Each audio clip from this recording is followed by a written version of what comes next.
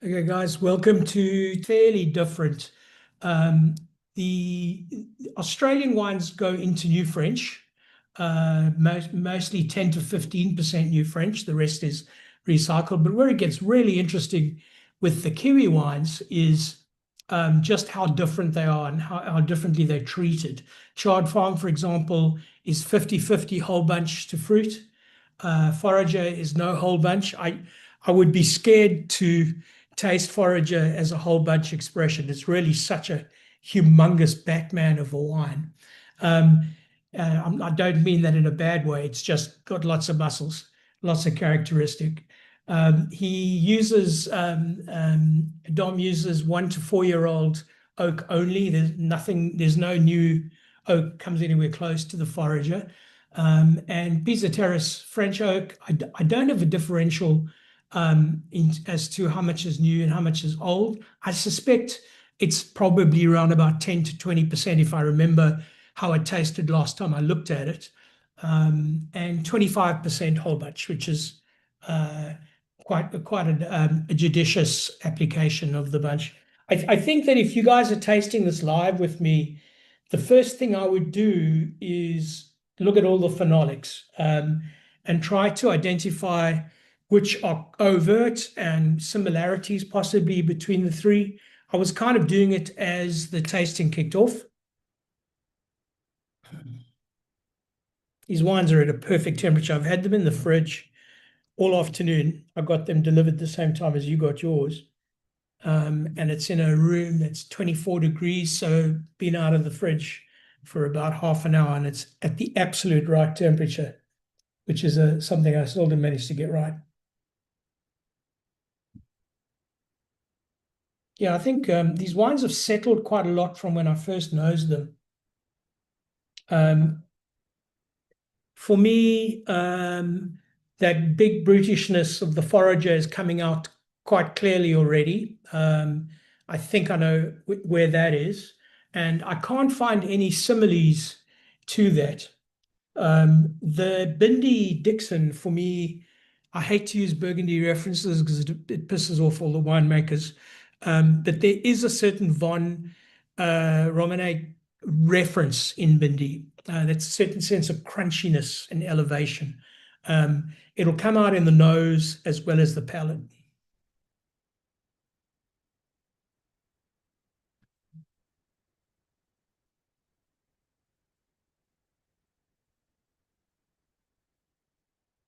Similar expression between 1 and 5. Less so on the nose than on the body. There's a kind of round wildness of fruit that I seem to sense in both of them.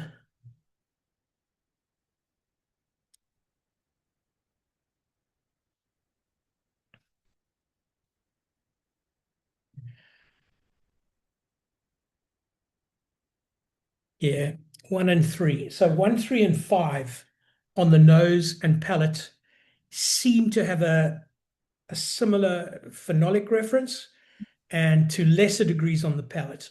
I would probably think about 1, 3, and 5 as maybe being the Kiwi wines, purely based on that. Let's just see how they change, what they look like as they warm up as well.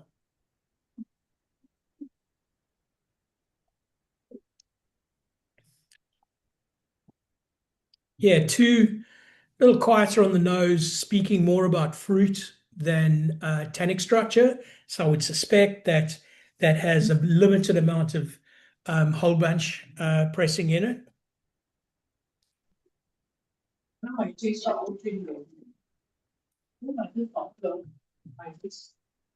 Yeah, I quite like fall. There's a kind of quiet structure to it, it's an air of a finished air about the wine that seems to stand out.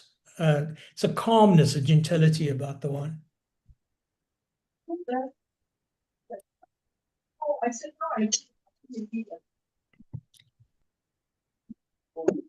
Yeah, I'd say that 5 is possibly my least favorite, in a first run up to all of these.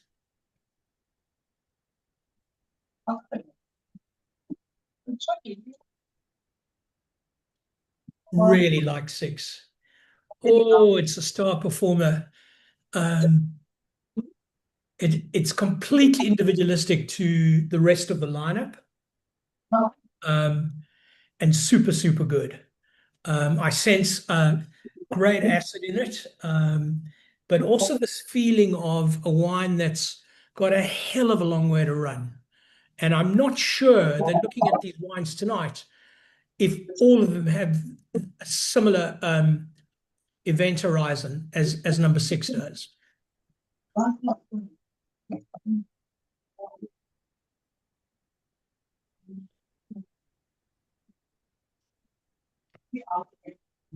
I like too that it's not matching the qualitative profile of this of 6.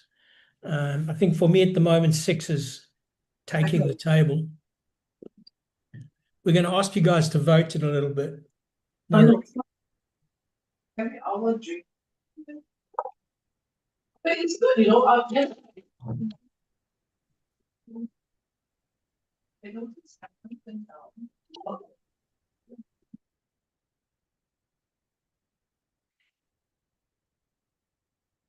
yes, I agree with you, Derek. It'll be the most muscular, the biggest, although it has second, third, fourth generation oak treatment.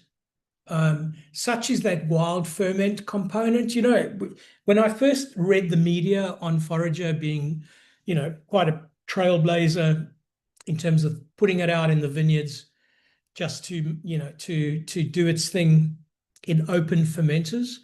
And of course, the first thing, I'm always a glass half full person, so I think, you know, birds flying over and crapping in the fermenter, the whole thing seemed a little bit edgy to me.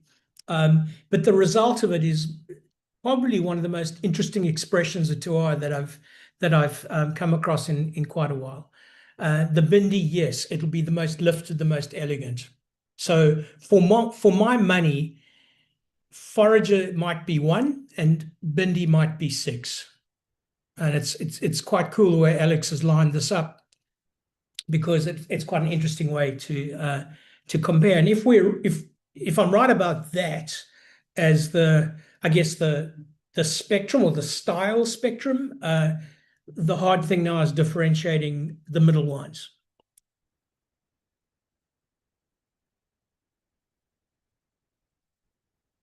What I didn't do in the notes was talk about the actual regional climate and harvest conditions. It would be interesting to do that. But I thought I was getting a little bit too geeky as it is with all this clonal differentiation, etc. So Forager's 1. The trick is, where are the other Kiwi wines? I don't think 5 is a Kiwi wine. I don't think.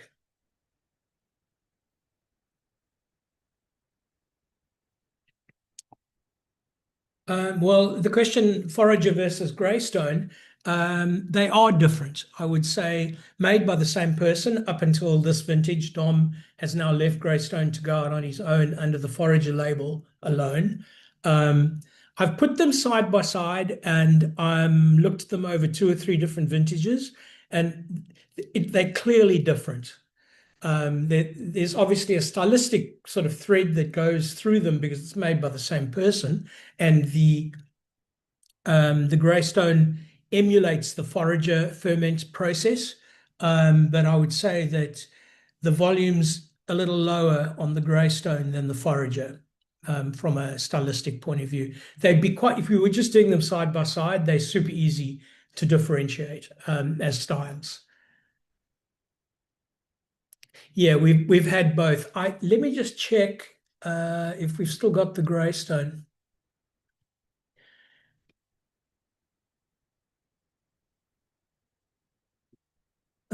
Greystone. Pinot. Now we've got the 19, but I don't think that's the wild ferment. I think we haven't carried. Oh, there we go. We do have it. We've got the 2020 Greystone in the wild ferment. Let me just see. I think Forager, we might actually have the 20 as well. Be interesting to do those together. Let's have a look.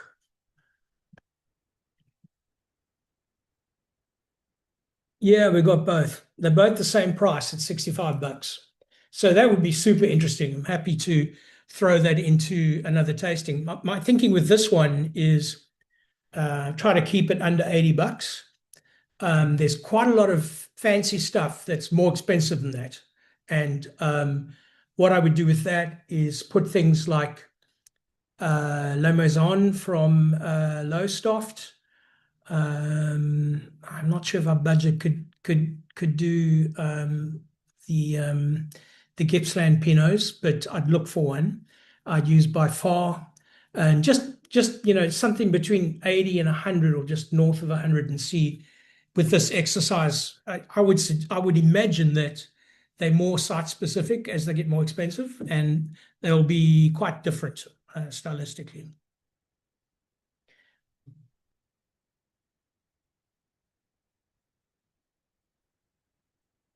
Okay, I'm going to say 1 and 3 on New Zealand wines. The trick with Waiau, though, is of the 3 from New Zealand, Waiau is the, I hate elegance, such a naff word, but there's a kind of roundness and evolution or solution to the wine that is quite unique for Central Otago. And for that reason, we've carried it for 10 or 15 years now.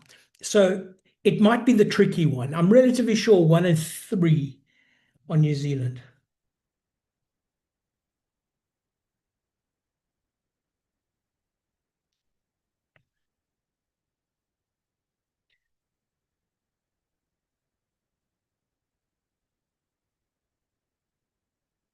Yeah, I can't pick number 3. Let me just look at the Australian ones again. Bindi, I think I know where it's at. Oakridge. You see that the Mount Edward, it's a really fantastic site. It's super lean and awfully difficult to grow. And of course, Pinot loves that. And out of it comes, I think, the best of Central Otagoan expressions, because you get a lot of that kind of, the word I keep going to is coal dust, like this kind of dark Gothic kind of flavor profile for much of Central Otago. So my preference is always the higher elevated sub-regions within Central. Things like Doctor's Flat, Meshes is super good, built on literally on a moonscape above on a ridge. And Mount Edward is not as high as Doctor's Flat. I think it has fairly similar soils.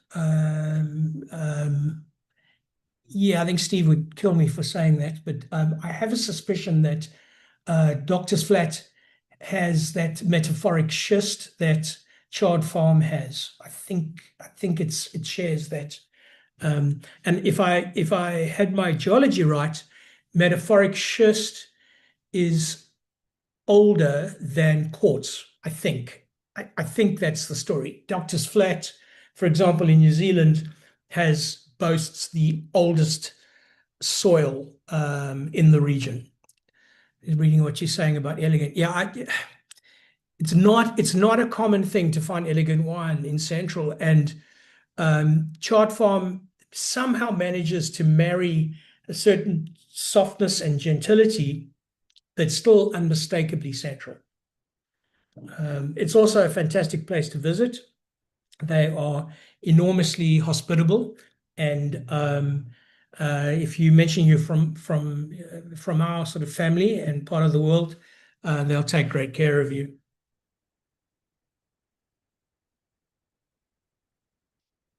Okay, do you guys want to see if you can pick which ones are from New Zealand? Then we can narrow it down. Derek, what do you think?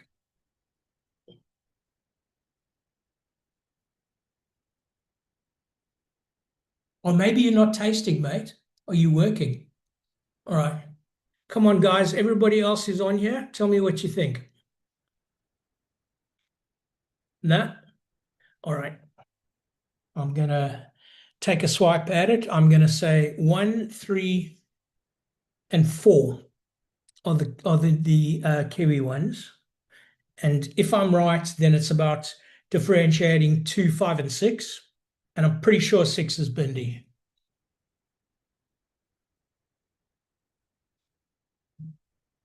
Another tasting metaphor that I think of with the Oakridge, it's a kind of glassiness, and I can't describe it in any other way, which really makes it exceptionally good. And that's probably one of the contributing factors to its consistently high ratings. Super good winemaker. Yep. I'm pretty sure now that I'm right about that bit. I think the wine I like the least on this lineup might be number 2, if I'm going to point fingers at anything. What's come out of looking at these wines is a phenomenal difference in expression. And maybe I've been unfair trying to categorize them into Australian and New Zealand and then try to break it down. But that might be the easiest way to get into this. Anyone who wants to vote? Those behind your screens, James? If you just type it in the chat, then I'll try to put a vote together. I know that Thursday night, a lot of people are traveling or eating, so they'll only be tasting this later. Any votes? No votes? Okay. I'm going to say that 6 is my favorite wine in the lineup. I'm going to say that 1 is Forager. And let's see, let's go and have a look at the email. I've asked them just to send it to me, and I'll download it and put it in the chat. Yeah, 6 is great, mate. I just love it.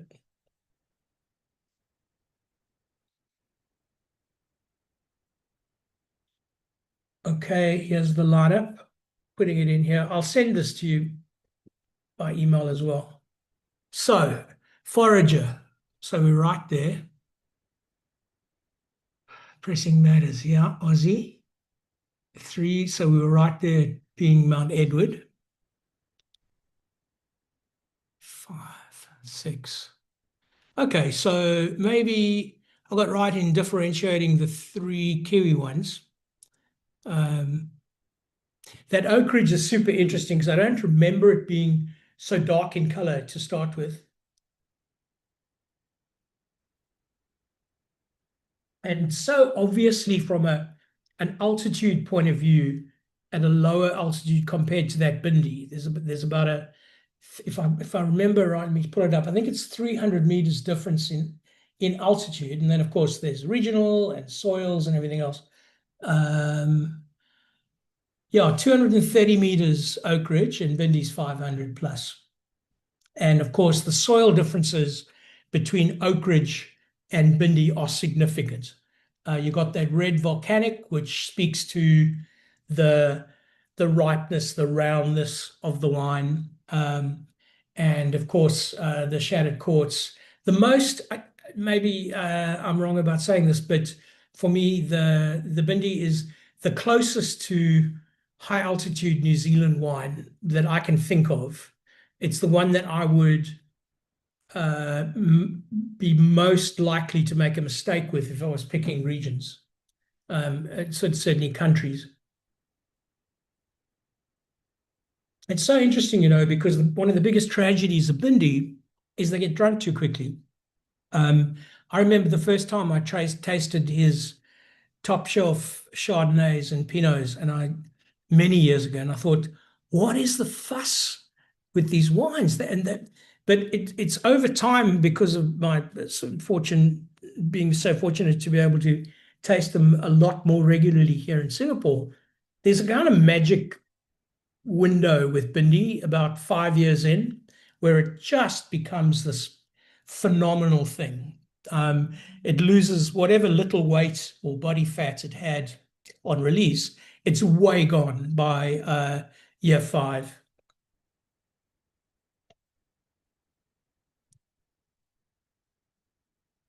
I'd actually argue that Forager, I've tasted, I think, 19 through to current release.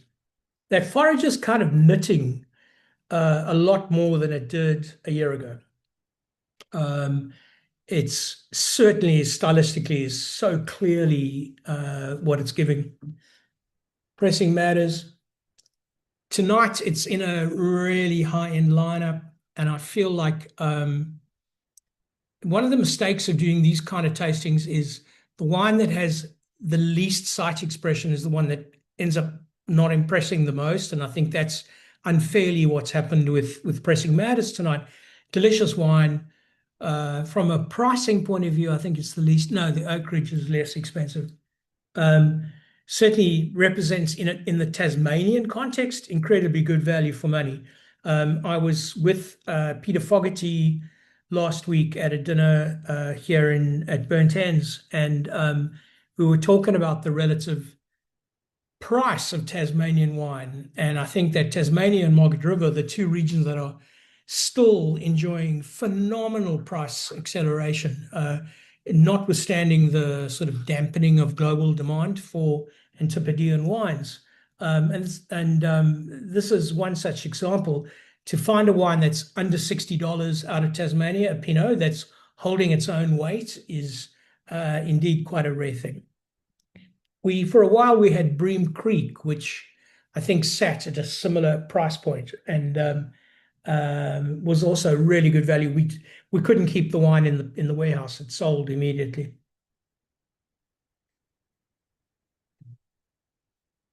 Yeah, I like that Mount Edward. It has that kind of marriage, number 3. It has that kind of marriage of crunchy Von kind of thing, but still unmistakably central, right? It still has that dark, uber rich fruit component to it. Definitely displayed in abundance there.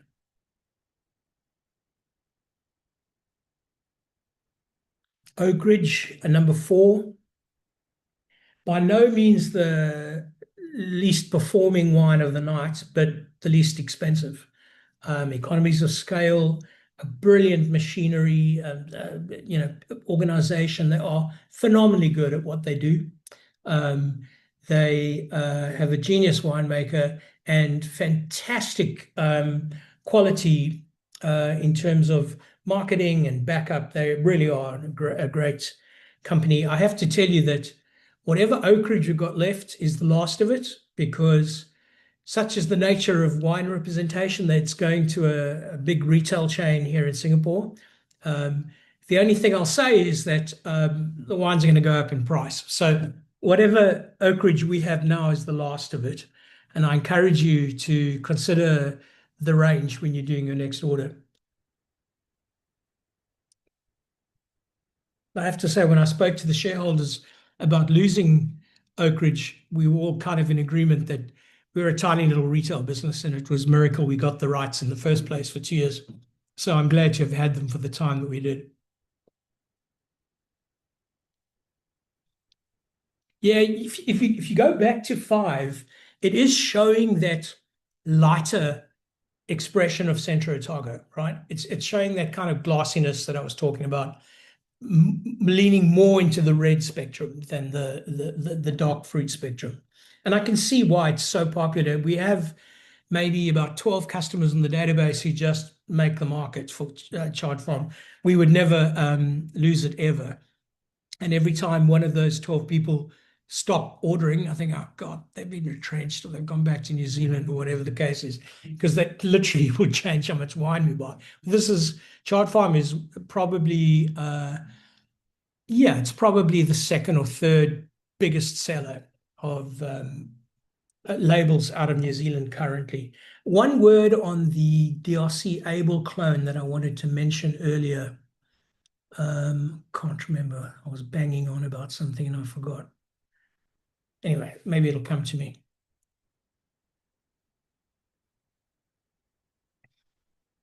Yeah, I've got to tell you, number 6 takes it for me as the wine of the night. Oh, you're welcome, mate. I hope you can join us again. It was really cool. I'm being completely selfish in doing these kind of tastings because it's really what I'd like to do is to do comparisons on varietals. in the same vintage. Because what we've got here is obviously clonal difference and climatic difference and soil difference, but it's kind of taking away so many of the other elements to look at the same year in more or less the same part of the world. It's a leap to say that, but anyway, the thing that comes out of this is there's styles here for everybody, but some are really distinctive and well worth pursuing. So I think that's all I want to say, other than to wish you all a fantastic long weekend. I don't have to work tomorrow.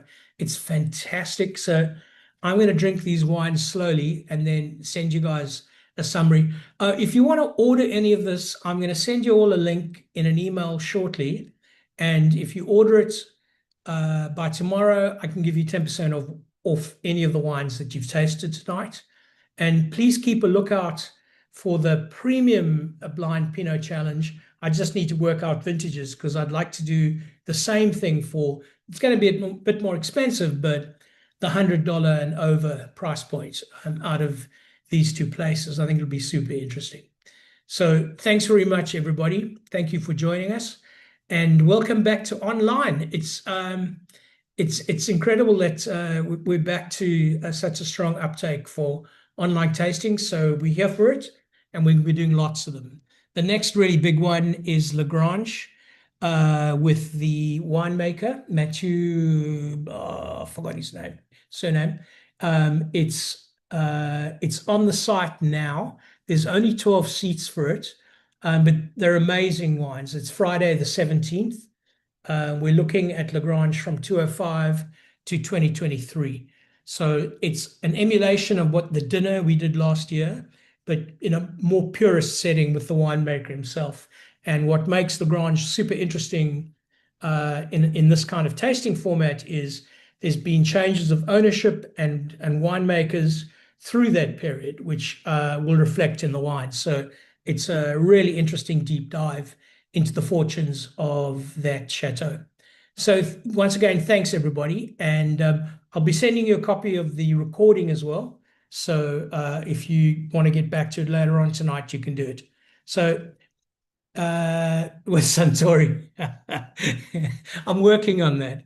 It's taken me a few years to get Suntory to even agree to let us do online digital stuff. But one of the small upsides of the Middle East conflict is that online tastings are becoming more of a thing. I'd say that our clients are traveling north maybe less than half of the frequency that they did 6 months ago. There's a certain element of cocooning going on in the database, similar to COVID, where people are buying a lot of wine. Suntory separately, that would be great. I would love that. I'll talk to the Suntory rep and see if we can make that happen. I think that's a great idea. We might have to do that with some food to make it go down slowly, but I'm all over that idea. Thanks, mate. I'll get back to you on it. All right, everybody. Thanks so much for tonight. It was a lot of fun, and I appreciate you attending. Take it easy, and we'll speak soon. Good night.